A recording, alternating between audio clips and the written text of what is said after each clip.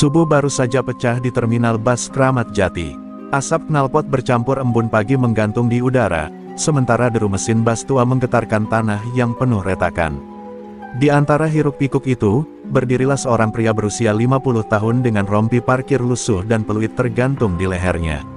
Namanya Pak Sukar. Tak ada yang istimewa dari penampilannya, namun beban hidup yang ia bawa jauh lebih berat dari tubuhnya yang mulai renta.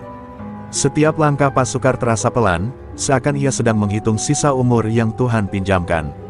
Matanya yang cekung menyimpan kelelahan panjang, bukan hanya dari kerja seharian, tetapi dari masa lalu yang terus mengintai di balik kesunyian. Setiap bunyi rantai rembas, setiap teriakan kernet, seringkali menyeret pikirannya kembali ke tempat yang paling ingin ia lupakan, tembok tinggi, jeruji besi, dan bau lembab sel penjara.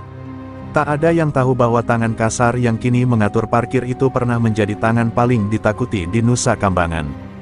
Bertahun-tahun lalu, namanya disebut dengan bisik ngeri oleh sesama napi dan sipir. Namun kini, Pak Sukar memilih menundukkan kepala, menyembunyikan sejarah kelamnya di balik senyum tipis dan sikap sopan pada siapapun yang lewat. Terminal ini adalah dunianya yang baru. Ia membersihkan sampah tanpa diminta, menolong penumpang tua naik bus, dan merelakan receh parkir jika melihat wajah putus asa. Bagi Pak Sukar, setiap kebaikan kecil adalah cicilan dosa yang tak pernah benar-benar lunas. Ia percaya, mungkin Tuhan sedang mengujinya, apakah ia benar-benar berubah, atau hanya menunggu kesempatan untuk kembali menjadi dirinya yang lama. Namun ketenangan itu rapuh. Di sudut terminal, Pak Sukar sering merasakan tatapan asing yang dingin. Bisik-bisik mulai terdengar di antara pedagang kaki lima. Ada wajah-wajah baru yang tak menyapa, hanya mengamati, seperti pemangsa yang mengukur mangsanya. Naluri lamanya berbisik pelan, memperingatkan bahaya yang belum terlihat jelas. Setiap malam, setelah terminal mulai sepi, Pak Sukar duduk di bangku besi yang dingin. Ia memejamkan mata, menarik napas panjang, dan berdoa agar masa lalu itu tetap terkubur. Ia tahu, sekali saja amarah itu bangkit, tak mudah untuk menghentikannya. Dan ia takut, bukan pada orang lain, tapi pada dirinya sendiri. Bekas luka di punggung dan lengan sering terasa perih saat udara malam menusuk. Luka-luka itu bukan sekadar bekas kekerasan, melainkan pengingat siapa dirinya dulu. Cukup, gumamnya lirih setiap kali bayangan lama muncul. Ia tak ingin kembali menjadi monster yang pernah ia benci dalam cermin. Di tengah suara mesin terakhir yang meninggalkan terminal, Pak Sukar berdiri sendiri, menatap langit Jakarta yang kelabu. Ia tak tahu bahwa kedamaian ini hanyalah jeda singkat sebelum badai datang. Dan saat badai itu tiba, masa lalu yang ia kubur dalam-dalam akan bangkit, menuntut untuk diakui, atau dilepaskan selamanya. Subuh selalu menjadi waktu paling jujur bagi Pak Sukar. Saat terminal masih setengah terlelap dan suara azan menggema di sela deru mesin yang baru dipanaskan, ia berdiri menghadap timur, menundukkan kepala. Doanya sederhana namun berat, meminta kekuatan untuk tidak kembali menjadi manusia yang dulu. Bukan meminta rezeki, bukan umur panjang, hanya hati yang cukup kuat untuk tetap lurus. Tangannya yang kasar sering bergetar saat ia mengusap wajah setelah berdoa. Ada rasa takut yang tak pernah hilang sepenuhnya. Ia tahu, menjadi orang baik bukan perkara niat semata, tapi perjuangan setiap detik. Terutama bagi seseorang yang pernah hidup dengan kekerasan sebagai bahasa sehari-hari. Sepanjang pagi, Pak Sukar bekerja tanpa banyak bicara. Ia membantu sopir memundurkan bus besar dengan isyarat tangan yang tenang, mengatur kendaraan kecil agar tidak saling serobot. Saat dua kernet hampir baku hantam karena masalah sepele, ia berdiri di tengah mereka, bukan dengan ancaman, tapi dengan suara rendah yang menenangkan. Anehnya, mereka menurut. Beberapa pedagang menyodorkan uang lebih, berharap dilindungi atau diberi keistimewaan. Pak Sukar menolak halus, bahkan ketika isi dompetnya tipis. Baginya, uang haram adalah pintu kecil menuju jurang lama yang ingin ia kubur. Sekali ia terima, ia tahu, langkah berikutnya akan semakin mudah untuk jatuh. Terminal ini bukan sekadar tempat mencari makan. Setiap sudutnya adalah pengingat bahwa hidup memberinya kesempatan kedua, sesuatu yang tak semua orang dapatkan. Ia melihat wajah-wajah lelah para penumpang dan merasa dirinya tak sendirian dalam perjuangan hidup. Mereka semua sedang bertahan, dengan cara masing-masing. Namun tak jarang, godaan datang dalam bentuk paling sunyi. Saat rasa lelah menumpuk dan penghinaan kecil tak terhindarkan, amarah itu mengetuk pelan dari dalam dada. Pak Sukar menggertakkan gigi, menarik napas dalam, dan mengingat kembali dinginnya lantai sel penjara. Kenangan itu cukup untuk membuatnya mundur selangkah. Ia sering berbicara pada dirinya sendiri, seolah sedang mengingatkan seorang anak keras kepala. "Kamu sudah keluar dari sana," bisiknya. "Jangan kembali." Janji itu ia ulang-ulang, seperti mantra yang menahan kegelapan agar tetap terkunci. Di balik wajah tenangnya, Pak Sukar tahu satu hal pahit, menjadi baik setelah hidup dalam kekerasan adalah pertarungan seumur hidup. Dan selama terminal ini masih menjadi saksi doanya setiap subuh, ia akan terus berjuang, meski ia belum tahu, ujian terberatnya belum benar-benar dimulai. Terminal bus Kramat Jati tampak hidup dari kejauhan, namun Pak Sukar tahu denyutnya rapuh. Ketertiban di tempat itu bukan lahir dari aturan tertulis atau kehadiran aparat, melainkan dari rasa saling menghormati yang tumbuh perlahan di antara orang-orang kecil yang sama-sama berjuang. Semua paham batas, semua tahu kapan harus menunduk. Setiap pagi, pedagang kaki lima membuka lapak tanpa saling serobot. Tukang parkir berbagi wilayah tanpa banyak kata. Sopir dan kernet yang temperamental masih mau menahan diri karena tahu, satu keributan bisa memicu kekacauan yang panjang. Damai bukan karena aman, tapi karena semua memilih tidak membuat masalah. Namun, seperti retakan halus di kaca, tanda-tanda keretakan mulai terasa. Pak Sukar menangkap bisik-bisik yang berhenti mendadak saat ia mendekat. Tatapan cemas pedagang lebih sering tertuju ke ujung terminal, seolah menunggu sesuatu yang belum muncul namun sudah menakutkan. Isu itu menyebar pelan, dari mulut ke mulut, seperti penyakit yang tak terlihat. Katanya ada gerombolan preman baru, lebih muda, lebih brutal, dan tak mengenal aturan lama. Mereka tak peduli siapa yang lebih dulu mencari makan di sini. Mereka datang untuk menguasai, bukan berbagi.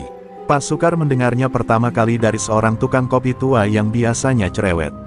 Kali ini, pria itu berbicara lirih, matanya gelisah. Katanya mereka sudah masuk terminal sebelah, bisiknya.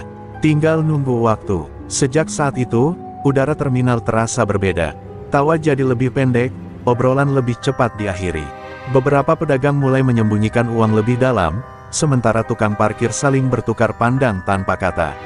Semua merasakan hal yang sama, ketenangan ini tidak akan bertahan lama. Naluri lama Pak Sukar berdenyut pelan di dalam dadanya. Ia mengenali tanda-tanda ini, seperti sebelum kerusuhan pecah, seperti sebelum darah tumpah. Namun ia menepisnya, mencoba meyakinkan diri bahwa ia kini hanya seorang tukang parkir, bukan penjaga wilayah, apalagi algojo. Saat malam turun dan lampu-lampu terminal menyala redup, Pak Sukar berdiri memandang keramaian yang pura-pura normal. Di balik suara klakson dan teriakan kernet, ada ketakutan yang sedang menunggu waktu untuk meledak. Dan ia tahu, ketika itu terjadi, tak semua orang akan selamat tanpa luka. Mereka datang tanpa pengumuman, seperti awan hitam yang menutup matahari. Wajah-wajah asing itu muncul di terminal Kramat Jati dengan langkah santai namun mata tajam, seolah tempat ini sudah menjadi milik mereka sejak lama. Tawa mereka keras, sengaja dibiarkan menggema agar semua tahu siapa yang berkuasa. Pakaian mereka lusuh tapi sikapnya angkuh. Tatapan menantang dilemparkan ke setiap sudut terminal. Salah satu dari mereka berdiri di tengah jalur bus, merokok sambil menghalangi laju kendaraan, menikmati kekacauan kecil yang ia ciptakan. Tak ada yang berani menegur. Pemalakan dimulai tanpa basa-basi. Pedagang dipaksa menyetor uang dengan dalih, uang keamanan, yang tak pernah mereka minta. Suara ancaman dibisikkan dekat telinga, cukup pelan agar tak terdengar aparat, cukup jelas untuk menanamkan rasa takut. Beberapa tukang parkir mencoba menghindar, namun justru dipermalukan di depan umum. Topi dilempar, rompi ditarik, dan kata-kata kasar dilontarkan tanpa ampun. Harga diri diinjak, dan yang tersisa hanya pilihan, patuh atau celaka. Terminal yang dulu riuh kini terasa tegang. Orang-orang berjalan lebih cepat, menunduk, menghindari tatapan. Tak ada yang ingin menjadi sasaran berikutnya. Diam menjadi bentuk perlawanan paling aman, atau setidaknya begitu yang mereka yakini. Pak Sukar menyaksikan semuanya dari kejauhan. Dadanya sesak, tangannya mengepal tanpa sadar. Ia mengenali pola ini terlalu baik. Beginilah awalnya, selalu begini, ketika satu kelompok mulai menguji seberapa jauh ketakutan bisa dibeli. Ia ingin melangkah, namun kakinya terasa berat. Janji pada dirinya sendiri terngiang, bercampur dengan suara jeritan kecil yang mencoba ia kubur bertahun-tahun lalu. Ia tahu, Satu langkah ke depan bisa berarti kembali ke dunia yang berusaha ia tinggalkan. Saat senja turun dan bayangan gerombolan itu memanjang di lantai terminal, satu hal menjadi jelas, badai telah tiba. Dan semua orang hanya bisa berharap, diam di tempat, agar badai itu cepat berlalu, tanpa tahu bahwa diam justru memberi ruang bagi kehancuran. Pak Sukar akhirnya melangkah maju, bukan dengan amarah, melainkan dengan niat baik yang masih ia pegang erat. Suaranya rendah dan sopan saat ia menegur, meminta mereka tidak membuat keributan di terminal. Tak ada ancaman dalam kata-katanya, hanya permohonan agar semua bisa mencari makan dengan tenang. Jawaban yang ia terima adalah tawa. Tawa keras, kasar, dan sengaja dibuat memalukan. Salah satu preman menepuk-nepuk dada Pak Sukar dengan dua jari, meremehkan tubuh tuannya yang mulai membungkuk. "Lihat nih," ejeknya, "udah bau tanah masih sok ngatur." Yang lain ikut mendekat, mengelilinginya seperti serigala yang mencium darah. Mereka menertawakan rompi parkir lusuhnya, peluit kecil di lehernya, dan langkahnya yang tak lagi tegap. Harga diri Pak Sukar dipreteli perlahan, di depan mata orang-orang yang hanya bisa menunduk. Kemudian, kata-kata itu datang, kata yang paling ia takuti. Seseorang menyebut masa lalunya dengan nada bercanda, seolah luka hidupnya hanya bahan hiburan. Mereka mendengar bisik-bisik, potongan cerita, cukup untuk menusuk tanpa benar-benar tahu kebenarannya. "Tukang parkir sok jago," ujar salah satu dari mereka sambil tersenyum sinis. Kalimat itu sederhana, namun menghantam lebih keras dari pukulan. Pak Sukar merasakan sesuatu bergetar di dalam dadanya, seperti pintu lama yang mulai terbuka paksa. Ia menahan napas, memejamkan mata sejenak. Di kepalanya, doa-doa subuh beradu dengan gema teriakan penjara yang dulu. Ia mengingat janji pada dirinya sendiri, janji untuk tidak membalas hinaan dengan kekerasan, apapun risikonya. Tangannya mengepal di balik rompi, kuku menekan telapak hingga perih. Ia berdiri diam, memilih menelan rasa sakit itu mentah-mentah. Bagi Pak Sukar, diam bukan karena lemah, tapi karena takut pada kekuatan yang masih bersemayam di dalam dirinya. Namun para preman itu tak tahu satu hal, setiap ejekan adalah percikan api. Dan api yang terlalu lama dipancing, cepat atau lambat, akan menemukan bahan bakarnya. Semua terjadi begitu cepat, nyaris tanpa aba-aba. Dorongan kasar dari dada Pak Sukar membuat tubuhnya terhuyung ke belakang. Ia mencoba menjaga keseimbangan, namun sebelum sempat berdiri tegak, sebuah pukulan melayang tepat ke pelipisnya. Dunia seketika berputar, rasa panas menjalar di kepalanya. Darah mengalir perlahan, menetes melewati alis, jatuh ke lantai terminal yang kotor. Pak Sukar menyentuh pelipisnya, menatap jari yang basah merah, dan untuk sesaat, waktu seperti berhenti. Suara terminal memudar, deru bas, teriakan kernet, semuanya menghilang. Yang tersisa hanyalah gema langkah besi di lorong sempit, pintu sel yang ditutup keras, dan bau lembab tembok penjara. Nusa Kambangan kembali hidup di kepalanya, lebih nyata dari dunia di hadapannya. Ia teringat malam-malam panjang tanpa cahaya, ketika satu kesalahan kecil bisa berujung kematian. Wajah-wajah keras para napi, mata penuh kebencian, dan pengkhianatan yang datang dari orang yang ia percaya. Di sana, bertahan hidup bukan pilihan, melainkan keharusan. Pukulan barusan terasa terlalu familiar. Sama seperti dulu, ketika belas kasihan dianggap kelemahan. Saat darah mengalir, nalurinya langsung bekerja, mengirimkan sinyal lama yang tak pernah benar-benar mati. Bertahan, lawan, jangan jatuh. Napas Pak Sukar berubah berat. Rahangnya mengeras, pundaknya menegang. Ada getaran di otot-ototnya, seperti mesin tua yang kembali dinyalakan setelah lama terkubur. Ia membenci sensasi itu, karena ia tahu betul kemana arah akhirnya. Di sekelilingnya, para preman tertawa, mengira pukulan itu telah menjatuhkannya. Mereka tak menyadari bahwa yang mereka bangunkan bukan sekadar kemarahan, melainkan ingatan akan pertarungan hidup dan mati yang pernah menjadikannya legenda kelam. Pak Sukar berdiri perlahan, darah masih mengalir, matanya terangkat perlahan. Tatapan itu berubah, bukan lagi tatapan tukang parkir yang menahan diri, melainkan mata seseorang yang pernah bertahan di neraka dan keluar hidup-hidup. Luka lama telah terbuka, dan bersamanya, bangkit sesuatu yang selama ini ia kubur dalam-dalam. Julukan itu kembali terdengar jelas di kepalanya, seolah ada seseorang yang membisikkannya tepat di telinga. Macan Nusa Kambangan, nama yang dulu membuat lorong penjara sunyi, nama yang kini ia benci namun tak bisa ia lupakan. Pak Sukar memejamkan mata, tapi suara itu justru semakin keras. Tangannya gemetar hebat, bukan karena takut pada para preman, melainkan karena ia mengenali sensasi ini terlalu baik. Getaran itu adalah tanda bahwa naluri bertahan hidupnya sedang bangun dari tidur panjang.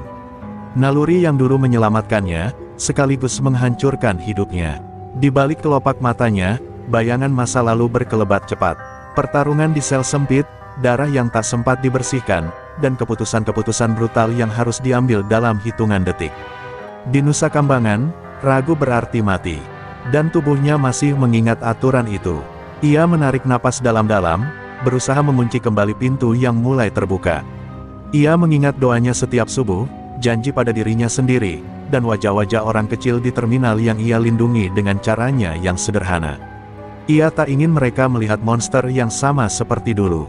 Namun suara tawa para preman memecah konsentrasinya. Tawa yang meremehkan, menantang, dan penuh kesombongan. Bagi nalurinya, itu bukan sekadar ejekan, itu adalah ancaman. Sinyal bahaya yang tak bisa diabaikan begitu saja. Otot-otot di tubuh Pak Sukar menegang tanpa ia sadari. Posturnya berubah pelan, lebih seimbang, lebih siap. Gerakan kecil, nyaris tak terlihat, tapi cukup bagi dirinya sendiri untuk tahu, macan itu belum mati. Ia hanya tidur, menunggu alasan. Hatinya berperang dengan tubuhnya. Satu sisi berteriak agar ia pergi, menunduk, dan tetap menjadi orang baik.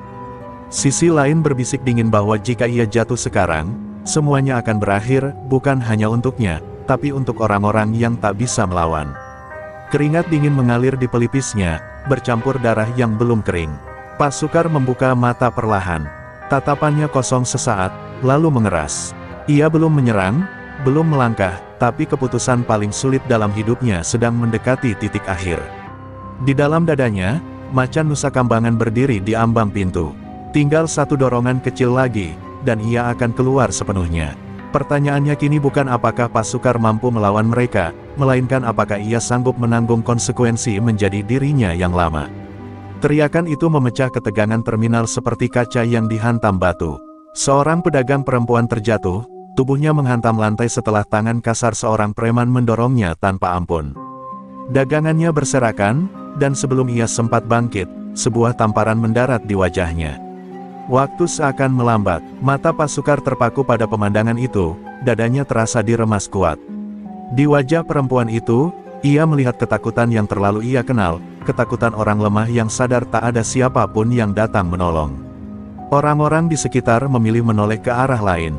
Ada yang pura-pura sibuk, ada yang mundur pelan. Diam kembali menjadi pilihan paling aman. Namun bagi Pak Sukar, diam saat itu terasa seperti pengkhianatan terhadap semua janji yang pernah ia ucapkan. Sesuatu di dalam dirinya runtuh. Bukan amarah membabi buta, melainkan kesadaran dingin yang menakutkan. Ia paham betul satu hal, jika ia membiarkan ini berlalu, kekerasan akan tumbuh semakin berani. Hari ini perempuan itu, besok siapa saja bisa menyusul. Pak Sukar melangkah maju, tidak tergesa, tidak ragu. Setiap langkahnya mantap, seolah tubuhnya kini digerakkan oleh ingatan lama yang telah sepenuhnya terbangun. Keributan perlahan mereda, digantikan keheningan tegang yang menusuk. Ia berdiri tepat di hadapan para preman itu. Darah masih menetes di pelipisnya, namun wajahnya tak lagi menunjukkan rasa sakit. Tatapannya berubah, dingin, tajam, dan penuh perhitungan. Tatapan seseorang yang telah melewati kekerasan paling kejam dan selamat. Para preman itu sempat tersenyum sinis, mengira ini hanya keberanian terakhir seorang pria tua. Mereka tak menyadari bahwa aura di depan mereka telah berganti. Bukan lagi tukang parkir yang menahan diri, melainkan predator yang tahu kapan harus menyerang. Di saat itulah Pak Sukar menyadari satu kebenaran pahit, menjadi orang baik bukan selalu tentang mengalah. Kadang, kebaikan harus berdiri di garis keras. Dan ketika batas kesabaran dilanggar, ia siap menjadi tembok terakhir yang menghentikan kejahatan, apapun risikonya. Serangan pertama datang dari arah yang ceroboh. Seorang preman melangkah maju dengan ayunan tangan penuh emosi, yakin tubuh tua di depannya akan roboh begitu saja. Pak Sukar tak mundur, ia hanya memiringkan badan setengah langkah, cukup untuk membuat serangan itu kosong, lalu membalas dengan gerakan singkat yang menghentikan napas lawannya seketika. Keributan pecah. Dua orang lain maju bersamaan, mengandalkan jumlah dan keberanian palsu. Namun Pak Sukar bergerak seperti bayangan.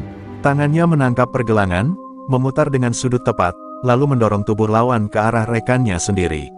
Mereka jatuh bertabrakan, kebingungan oleh kecepatan yang tak mereka perkirakan. Tak ada gerakan sia-sia. Setiap langkah Pak Sukar hemat, terukur, dan dingin. Ia tidak menyerang untuk pamer, hanya untuk menghentikan. Insting lamanya bekerja tanpa perlu perintah, menilai jarak, membaca niat, dan menyerang di celah paling lemah. Salah satu preman mencoba menyerang dari belakang. Pak Sukar menangkap bayangan itu lewat refleksi kaca bas di sampingnya. Ia berputar cepat, mengunci tubuh lawan, lalu menjatuhkannya dengan hentakan yang membuatnya tak mampu bangkit lagi. Semua terjadi sebelum teriakan sempat keluar. Orang-orang mulai mundur, membentuk lingkaran sunyi. Mereka menyaksikan dengan mata membelalak, tak percaya pria yang setiap hari mereka lihat mengatur parkir kini bergerak seperti seseorang yang dilatih oleh kekerasan hidup. Tidak ada amarah di wajahnya, hanya fokus yang mengerikan. Satu persatu, para preman tumbang. Kepercayaan diri mereka runtuh bersamaan dengan tubuh yang terjatuh ke lantai terminal. Mereka datang untuk menakut-nakuti, namun justru menemukan ketakutan yang sesungguhnya, ketakutan pada seseorang yang tahu cara bertahan di batas hidup dan mati. Sisa gerombolan itu mulai ragu. Langkah mereka mundur, tatapan tak lagi menantang. Mereka akhirnya menyadari kesalahan terbesar mereka, meremehkan pria yang telah menghabiskan tahun-tahun hidupnya di tempat di mana belas kasihan tak pernah ada. Pak Sukar berdiri di tengah kekacauan, napasnya stabil, tubuhnya tetap tegak. Tanpa senjata, tanpa teriakan kemenangan. Pertarungan itu singkat, namun pesannya jelas, terminal ini bukan wilayah yang bisa dikuasai dengan teror, dan mereka baru saja membangunkan macan yang seharusnya tak pernah diganggu. Salah satu preman yang tersisa terhuyung mundur sambil menahan lengannya yang gemetar. Matanya tak lepas dari Pak Sukar, bukan dengan amarah, melainkan ketakutan murni. Ia seperti sedang menatap sesuatu yang pernah ia dengar, tapi berharap tak pernah benar-benar ada. Preman itu menelan ludah, napasnya tercekat saat ia memperhatikan posisi kaki Pak Sukar, sudut bahunya, dan cara ia berdiri tanpa celah. Gerakan itu terlalu rapi, terlalu dingin, terlalu berpengalaman untuk sekadar tukang parkir. Enggak mungkin, gumamnya lirih, nyaris tak terdengar. Namun suara itu cukup untuk menarik perhatian rekan-rekannya yang mulai panik. Wajah preman itu memucat, keringat mengalir deras di pelipisnya. Lalu nama itu terucap pelan, bergetar, seperti kutukan. Macan, macan Nusa Kambangan. Kata-kata itu menyebar lebih cepat daripada pukulan. Beberapa preman membeku di tempat. Ada yang mundur selangkah, ada yang refleks menurunkan tangan. Nama itu bukan sekadar julukan, itu legenda kelam yang pernah mereka dengar dari cerita jalanan dan bisik penjara. Pak Sukar tak membantah, tak pula mengiyakan. Ia hanya berdiri diam, menatap mereka satu persatu. Namun justru sikap itu yang membuat ketakutan membesar. Karena mereka tahu, orang yang benar-benar berbahaya tak perlu mengancam. Keberanian palsu yang tadi mereka pamerkan runtuh seketika. Tawa berubah menjadi napas terengah. Tatapan menantang berubah menjadi mata liar yang mencari jalan keluar. Kini mereka bukan lagi penguasa, mereka hanya sekelompok orang yang salah memilih lawan. Beberapa dari mereka mulai mundur perlahan, menjaga jarak seperti menghadapi binatang buas yang bisa menerkam kapan saja. Tak ada yang berani maju. Tak ada yang berani berbicara keras lagi. Di tengah keheningan itu, Pak Sukar merasakan sesuatu yang pahit di dadanya. Namanya kembali hidup, nama yang ingin ia kubur selamanya. Ia menang, tapi bukan kemenangan yang ia dambakan. Karena kini semua tahu, macan Nusa Kambangan memang nyata, dan ia berdiri tepat di depan mereka. Gerombolan itu akhirnya mundur, satu persatu, lalu berbalik kabur tanpa berani menoleh lagi. Langkah mereka, terburu-buru, tak lagi sombong, tak lagi berani. Terminal yang tadi bergemuruh oleh kekerasan perlahan tenggelam dalam keheningan yang aneh dan mencekam.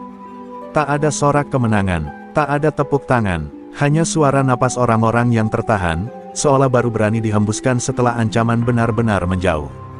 Beberapa preman yang tumbang ditinggalkan begitu saja, tak seorang pun berani mendekat. Pak Sukar berdiri sendirian di tengah terminal. Tubuhnya terasa berat, bukan karena luka, tapi karena beban yang kembali ia pikul. Otot-ototnya mulai melemas, adrenalin yang tadi menyalakan tubuhnya kini perlahan padam, meninggalkan kelelahan yang dalam. Orang-orang menatapnya dari kejauhan. Ada rasa aman di mata mereka, tapi juga ketakutan.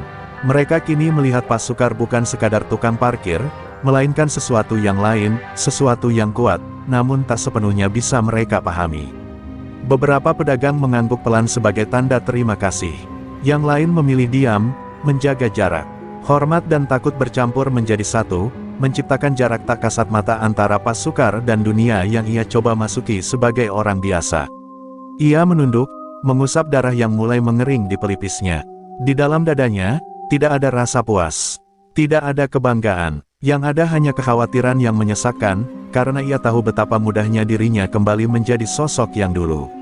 Pasukar menyadari kebenaran yang pahit, macan itu masih hidup. Ia bisa menahannya, mengendalikannya, tapi tidak bisa memusnahkannya sepenuhnya. Dan kesadaran itu lebih menakutkan daripada para preman yang tadi ia hadapi. Saat terminal kembali berjalan seperti biasa, Pasukar melangkah ke pinggir, menjauh dari pusat perhatian. Kedamaian memang berhasil direbut kembali, tapi harga yang harus ia bayar adalah menghadapi bayangan dirinya sendiri, bayangan yang kini berdiri lebih dekat dari sebelumnya. Suara sirene memecah sisa keheningan terminal. Lampu merah biru berputar, memantul di badan bas dan lantai yang masih menyimpan jejak kekacauan. Orang-orang saling berpandangan, sebagian lega, sebagian kembali dicekam ketakutan. Hukum akhirnya datang. Petugas turun dengan wajah tegang, tangan siap siaga.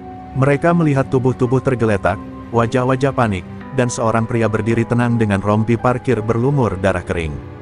Pandangan mereka tertuju pada Pasukar. Beberapa orang berbisik, ada yang ingin maju membela, ada pula yang memilih diam. Namun Pasukar sudah melangkah lebih dulu. Ia tidak bersembunyi, tidak menghindar, tidak mencari alasan. Ia berdiri tegak, mengangkat kedua tangannya perlahan, bukan sebagai tanda menyerah, tapi kejujuran. Saat petugas mendekat, Pasukar menatap lurus ke depan. Di wajahnya tak ada perlawanan, hanya kelelahan yang dalam. Ia tahu momen ini pasti datang. Sejak pukulan pertama ia balas, ia telah menerima konsekuensinya di dalam hati. Borgol dingin melingkar di pergelangan tangannya. Sentuhan logam itu membangkitkan kenangan lama, terlalu lama. Namun kali ini berbeda. Tak ada amarah, tak ada teriakan. Hanya napas panjang, seolah ia sedang melepaskan beban yang selama ini ia pikul sendirian. Ia menoleh sejenak ke arah terminal, tempat ia mencoba hidup sebagai orang biasa. Tempat ia berdoa setiap subuh, bekerja jujur, dan berjanji untuk berubah. Jika semua itu harus diuji di hadapan hukum, ia siap. Dalam langkahnya menuju mobil petugas, Pasukar mengulang satu keyakinan yang ia pegang erat, menebus dosa bukan tentang lari dari masa lalu, melainkan berani berdiri dan bertanggung jawab atas setiap pilihan, baik atau buruk. Mobil pintu tertutup perlahan, sirene kembali meraung, menjauh dari terminal. Dan Pasukar, mantan narapidana yang mencoba hidup lurus, tahu satu hal pasti, apapun yang menantinya nanti, kali ini ia tidak akan bersembunyi dari kebenaran. Ruangan itu sunyi, dipenuhi bau kertas dan suara kipas tua yang berputar pelan. Pasukar duduk dengan tangan terlipat, kepala sedikit tertunduk. Ia tidak tahu apakah kebenaran akan memihaknya, tapi ia telah memutuskan untuk tidak lagi menyembunyikan apapun. Satu persatu, saksi dipanggil. Seorang pedagang perempuan melangkah maju dengan langkah ragu, wajahnya masih menyimpan trauma. Dengan suara bergetar, ia menceritakan bagaimana dirinya dipukul, dan bagaimana Pasukar berdiri di hadapannya saat semua orang memilih diam. Tukang parkir lain menyusul. Ia bersaksi tentang pemalakan, ancaman, dan ketakutan yang sudah lama menjerat terminal. Tentang bagaimana Pasukar selalu berusaha menenangkan, bukan menguasai. Kata-katanya sederhana, tapi jujur. Petugas mendengarkan tanpa memotong. Catatan ditulis, pandangan bertukar. Potongan-potongan cerita mulai menyatu, membentuk gambaran yang utuh, bahwa kekerasan itu bukan dimulai oleh Pasukar, melainkan dipaksakan padanya. Ketika tiba gilirannya berbicara, Pasukar mengangkat kepala. Ia tidak menyangkal masa lalunya. Ia mengakuinya dengan suara datar, tanpa pembelaan. Ia hanya berkata bahwa hari itu, ia memilih berdiri karena tidak sanggup melihat orang lain disakiti. Keheningan kembali mengisi ruangan. Untuk pertama kalinya, masa lalu Pasukar tidak hanya disebut sebagai catatan kejahatan, melainkan sebagai perjalanan keras yang membentuk pilihan hidupnya hari ini. Apa yang dulu menjadi kutukan, kini perlahan berubah menjadi pelajaran. Beberapa pasang mata menatapnya dengan cara yang berbeda. Bukan dengan curiga, melainkan pemahaman. Bukan dengan takut, melainkan hormat yang tumbuh pelan. Mereka mulai melihat manusia di balik label mantan narapidana. Saat proses itu berakhir, Pak Sukar menarik napas panjang. Ia tidak tahu apa keputusan akhirnya. Namun satu hal sudah terjadi, kebenaran telah berbicara. Dan untuk pertama kalinya dalam hidupnya, ia merasa didengar, bukan sebagai macan Nusa Kambangan, tapi sebagai manusia yang sedang menebus dirinya sendiri. Ruangan pemeriksaan terasa dingin meski tanpa pendingin. Pak Sukar duduk diam, punggungnya tegak, pandangannya lurus ke depan. Ia tak tahu apakah kebenaran akan menyelamatkannya atau justru mengikatnya lebih kuat, namun kali ini ia memilih tidak bersembunyi di balik diam. Saksi pertama maju dengan langkah ragu. Pedagang perempuan itu berbicara pelan, tapi setiap katanya menusuk. Ia menceritakan bagaimana tangannya ditarik, tubuhnya didorong, dan bagaimana ia yakin hari itu akan berakhir buruk jika Pak Sukar tidak berdiri di depannya. Saksi demi saksi menyusul, tukang parkir, kernet, pedagang kecil. Cerita mereka berbeda-beda, namun satu benang merah mengikat semuanya, ketakutan, pemalakan, dan kekerasan yang datang lebih dulu dari para preman. Dan di tengah kekacauan itu, Pak Sukar bukan penguasa, melainkan pelindung terakhir. Petugas saling bertukar pandang. Catatan masa lalu Pak Sukar memang kelam, tak bisa disangkal. Namun apa yang terjadi di terminal hari itu perlahan membentuk gambaran lain, bahwa kekerasan yang ia lakukan bukan untuk menindas, melainkan menghentikan. Saat diminta berbicara, Pak Sukar mengangkat wajahnya. Ia tidak membela diri dengan kata-kata indah. Ia mengakui siapa dirinya dulu, mengakui dosa-dosanya tanpa menyalahkan siapapun. Ia hanya berkata bahwa ia tak ingin melihat orang lemah diinjak seperti dulu ia pernah melihat dan menjadi. Keheningan menyelimuti ruangan. Untuk pertama kalinya, masa lalu Pak Sukar tidak hanya dibaca sebagai daftar kesalahan, tetapi sebagai jalan terjal yang membentuk kesadaran. Bahwa seseorang bisa belajar dari neraka tanpa harus kembali menjadi iblis. Tatapan orang-orang mulai berubah. Tak lagi sepenuhnya curiga, tak lagi hanya takut. Ada pengertian yang tumbuh perlahan, bahwa manusia bukan hitam atau putih semata, melainkan hasil dari pilihan-pilihan sulit yang pernah ia ambil. Pak Sukar menarik napas panjang. Apapun keputusan yang akan datang, satu hal telah terjadi, kebenaran telah menemukan suaranya. Dan untuk pertama kalinya dalam hidupnya, masa lalunya tidak hanya menghakimi, tetapi juga mengajarkan. Pagi itu, terminal bus Kramat Jati kembali berdenyut seperti biasa. Suara mesin, teriakan kernet, dan langkah penumpang bercampur menjadi irama yang akrab. Di tengah semua itu, Pak Sukar berdiri dengan rompi parkir yang sama, lusuh, sederhana, dan jujur. Tak ada tanda kebesaran, tak ada perubahan jabatan. Ia kembali ke tempat di mana semuanya bermula. Namun sesuatu telah berubah. Orang-orang menyapanya dengan cara berbeda. Tidak berlebihan, tidak pula berjarak.